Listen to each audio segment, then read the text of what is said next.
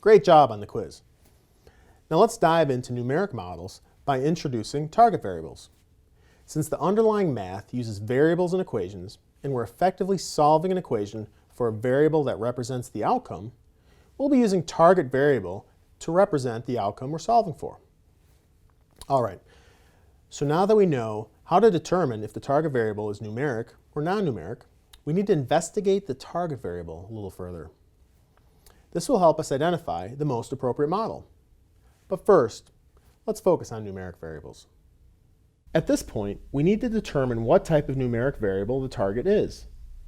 There are three types of numeric variables: continuous, time-based, and count. The first type of variable we'll discuss is continuous. A continuous variable is one that can take on all values in a range.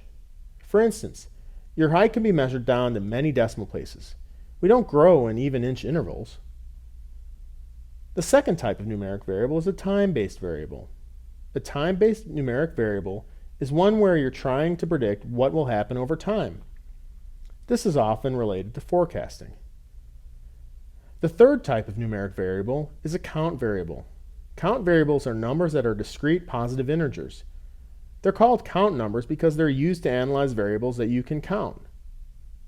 As modeling these types of variables is not common in business, we won't be covering this topic in this course. Now that we know the types of numeric variables, we can find the types of models that are appropriate for the target variable. If the target variable is a continuous variable, we can build continuous models to solve the business problem. If the target variable is time-based, we can do time series analysis to solve the business problem. The important takeaway from this lesson is the ability to determine if you should use a numeric model and whether it should be a continuous or a time-based model. I do want to take a moment to highlight the fact that there are many more models available to use, but the focus of this course is on some of the more commonly used models. In subsequent courses, we'll go into much more detail about the specific models.